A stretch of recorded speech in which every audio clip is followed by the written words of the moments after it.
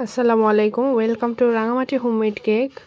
আজকে আরও একটি নতুন কেক ডেকোরেশনের ভিডিও দেখাবো। এটা ছিল একটা ডল কেক। কেকটা এত কিউট হয়েছিল, আমার কেকটা দিতেই ইচ্ছে করছিল না, মনে হচ্ছিল যে আমার ঘরে আমি সাজিয়ে রেখে দেই।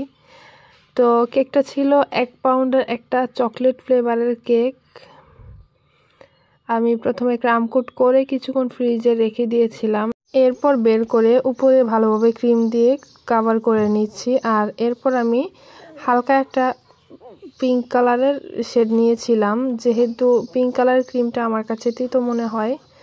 উপরে আমি হালকা পাতলা করে একটা লেয়ার দিয়েছি, যেটা ডার্ক কালারের ক্রিম দিয়ে, যাতে ভেতরের ক্রিমটা তিতা না লাগে। আমার কাছে মনে হয় পিঙ্ক কালারটা একটু বেশি তিতা লাগে, মানে খুব অল্প পরিমাণে কালার দিলেও তিতা মনে হয় আমার কাছে। তো এই কেকটা নিয়েছিল কসমোস রুফটপ রেস্টুরেন্টে, আপুর মেয়ের বার্থডে সেখানেই সেলিব্রেট করেছিল সেজন্য। তো এই তো উপরেরটা আমি হালকা ফিনিশিং দিব। এখানে একটা স্পাইরাল ডিজাইন হবে, যেটা মানে একটা প্যালেট নাইফ দিয়েও করা যাবে, চামচ দিয়েও করা যাবে, আপনারা যেটা খুশি সেটা দিয়ে করতে পারবেন। তো আমার যেহেতু একটা প্যালেট নাইফ আছে, এটা দিয়ে খুব সুন্দরভাবে করা যায়, আমি এটা দিয়েই করে নিচ্ছি। প্রথমে সাইডে করে নিয়েছি, এরপর উপরেও করে নিব। আর ডলটা এত কিউট লাগে, ডলটা পিঙ্ক কালারের ছিল, সেজন্য আমি কেকের কালারটাও পিঙ্কই রেখেছি। আপু যে পিকচারটা দিয়েছিল সেটাও পিঙ্ক কালারের ছিল। তো এই তো আমি উপরের ডিজাইনটাও করে নিয়েছি, সাইডে যে ডিজাইনটা ছিল সেটাও করে নিয়েছি।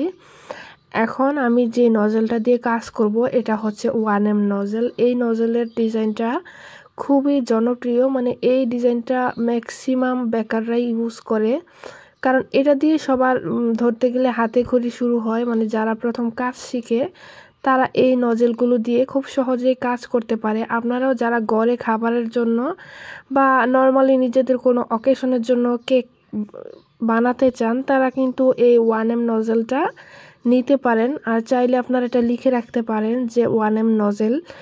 যে কোনো পেজে, অনলাইন পেজে অথবা যে কেকের দোকান আছে জিনিসপত্র বিক্রি করে, ওরকম দোকানে কিন্তু আপনারা এই নজেলগুলো পেয়ে যাবেন।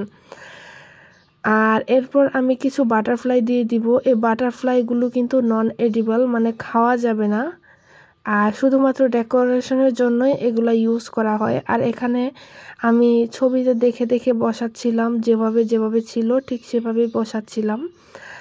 আর কেকটা এত সুন্দর হয়েছিল। আপনারা কিন্তু অবশ্যই কমেন্ট করে জানাবেন কেকটা কেমন হয়েছে।